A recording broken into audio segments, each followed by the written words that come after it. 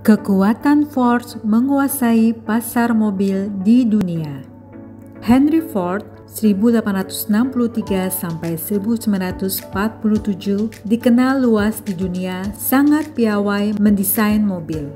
Ia pernah menciptakan sebuah desain mobil dalam waktu sekitar 30 menit. Desain mobil tersebut dinamakan Ford T. Mobil jenis Ford T berhasil menguasai pasaran. Dalam waktu singkat, tak kurang dari 15 juta unit mobil jenis itu terjual. Keberhasilan tersebut membuat Ford enggan menciptakan model baru. Meskipun ia sudah menerima banyak masukan dari berbagai kalangan untuk menciptakan kreasi desain mobil baru secara simultan sesuai dengan kecenderungan permintaan pasar. Bagi Ford, model Ford T adalah model mobil terbaik di dunia.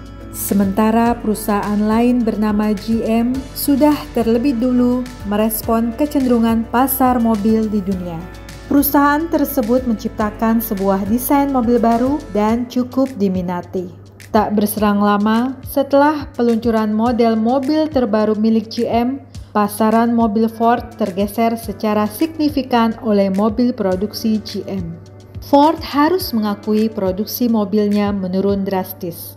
Karena itulah, Henry Ford menyerahkan jabatan kepada Henry Ford III.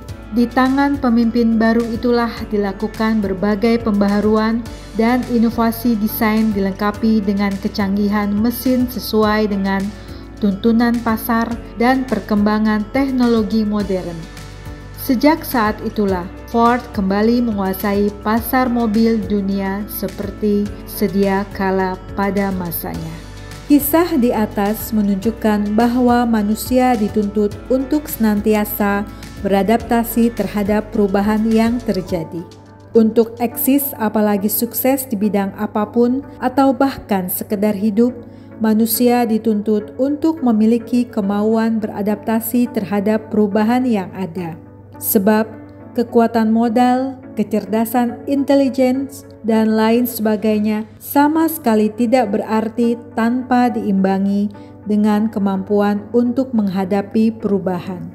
Semakin tinggi daya adaptasi kita, semakin tinggi tingkat keberhasilan yang kita capai.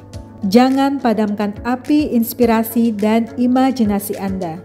Jangan jadi budak kepada model Anda, kata Vincent van Gogh. Ada beberapa langkah yang harus kita tempuh supaya kita mempunyai kemampuan adaptasi yang tinggi. Langkah pertama adalah kesungguhan, karena segala sesuatu termasuk kemampuan beradaptasi tidak akan kita capai tanpa kemauan yang sungguh-sungguh. Langkah kedua adalah belajar berbagai hal, entah dari pendidikan formal, kehidupan sehari-hari, pengalaman orang lain, perenungan, kursus, dan lain sebagainya.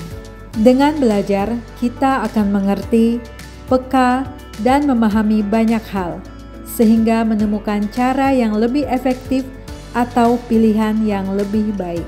Langkah ketiga adalah berubah. Pengetahuan yang memadai dari aktivitas belajar tidak akan bermanfaat lebih jauh jika tidak membawa perubahan terhadap perilaku kita. Dalam kisah di atas, pengetahuan tentang pentingnya kreativitas sesuai dengan kebutuhan pasar tidak akan memberi manfaat jika tidak diikuti dengan upaya yang lebih kreatif untuk menciptakan desain mobil baru. Melakukan perubahan, meskipun hanya sedikit demi sedikit, sangatlah mempengaruhi daya adaptasi kita. Perubahan akan terus berlangsung sampai kapanpun dan dimanapun. Perubahan tersebut justru akan mendatangkan keberhasilan dan kebahagiaan jika kita mempunyai daya adaptasi yang tinggi.